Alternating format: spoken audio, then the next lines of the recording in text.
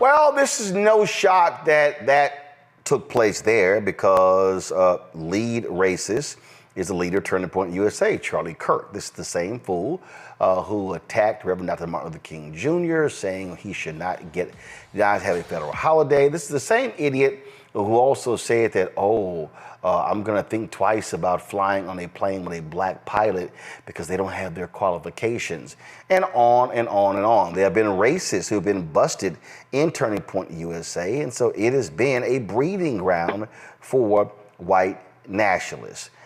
Here is the reality here, Joy, and that is Donald Trump opened this door. He made it very comfortable, going back to when he announced his election, for the racists to come out and say whatever they want and there be no repercussions. That's what you're seeing here.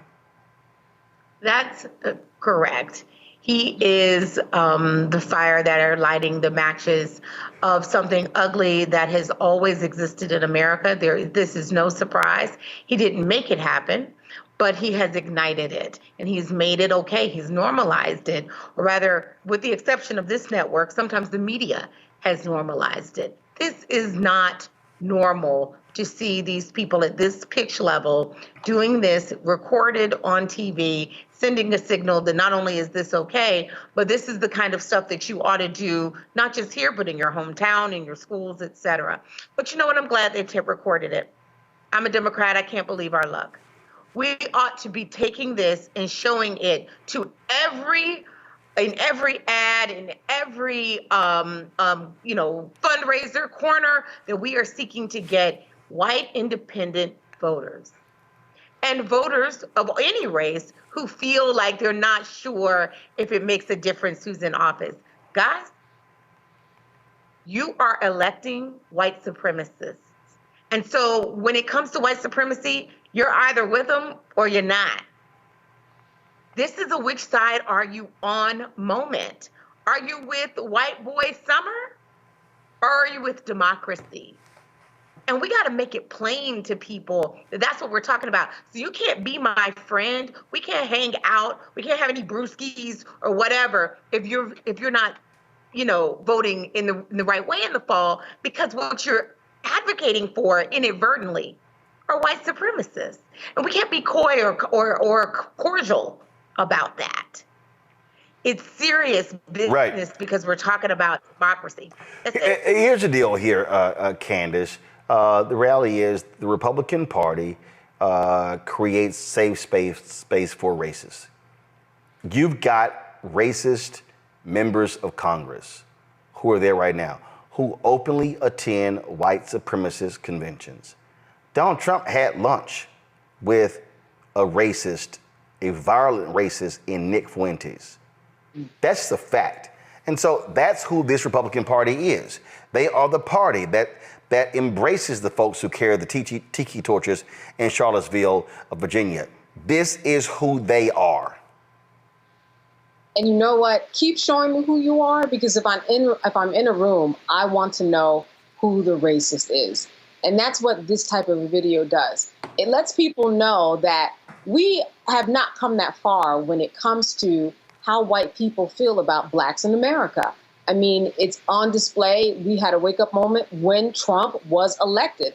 A lot of us knew about it. A lot of us sensed that there were more out there. But then when they came out with the Jews will not replace us and are just so open, like we've seen in the video, at least we know. At least this allows the base to understand and be kind of invigorated to go out and vote, because this is what we are dealing with. They took a hot girl summer, nice little phrase that was just, very innocent, and turned it into a white boy summer with all of these racist overtones and undertones to make it clear that they feel threatened.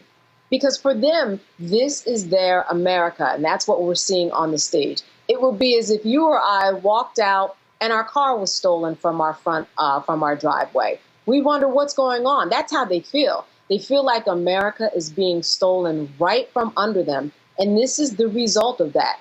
But again, it is something that will inspire the base, because we have to understand and contextualize what democracy means, not just for us, but for them too, because that's who we're going to be voting against and with at the polls. Larry. Yeah, so black folks have been looking for a racist-free summer since 1619. We've had Jim Crow, Southern strategy, among other things, for the last several decades. So we're looking for some freedom during the summertime, too. As my colleague noted, this is a play on the black aesthetic, which America loves to do. We saw that with how they, reconfigured and weaponized critical race theory, among other topics, what it means to be woke. So this is another example. Once again, these individuals, like I said, these are clear, blatant white supremacists, taking phrases, wording that's, was centered within blackness and then weaponizing it against us. And so, listen, Roland, these folks can't be any clearer. And so, this is why people who are watching this, I need you to get family members, et cetera, to make sure they get to the polls in November, or we are going to reap what we sow in January, next president of the United States, because this is serious business. We haven't seen this kind of blatant, white supremacy in the open in quite a long time. As my colleague highlighted, it has been normalized. I mean, we're just seeing this stuff run on TV, like and people writing about it in articles. It's like it's not a big deal. Like, this is kind of guys having fun. But the reality is this is serious. And if you read any Project 2025, we're in very serious trouble if Donald Trump gets in office and he's elected in November.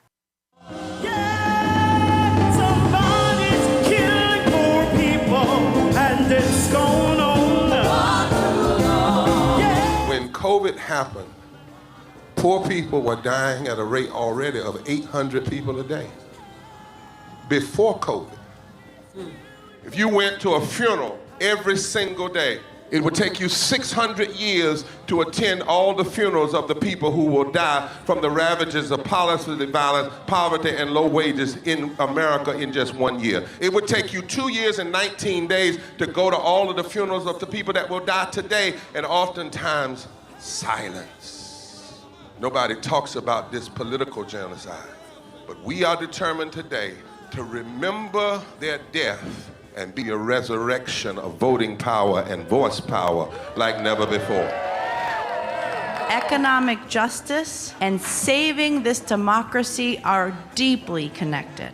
We, as a nation, must listen to the demands of the poor, who are pushing and will continue to push political candidates and elected leaders to lift from the bottom so that everybody can rise. We are the poor, the marginalized, and the underpaid. And we are taking one step forward to say that everybody has a right to live. Poverty is not the fault of those who are impoverished. It is caused by those who make the policy. There are over 135 million poor and low-wage, low-income people in this nation. The biggest block of potential voters by far is low-income, low-wage voters. I can't afford medicine. Sometimes I have to skip because of the cost. The farm worker community is tired of the violence imposed upon us by greed, exclusion, and denial of basic human rights. Those folk that represented by that casket, poor and low-wage workers who are the most moral people in this country because they go to work every day believing, even though going to work is hazardous to their health.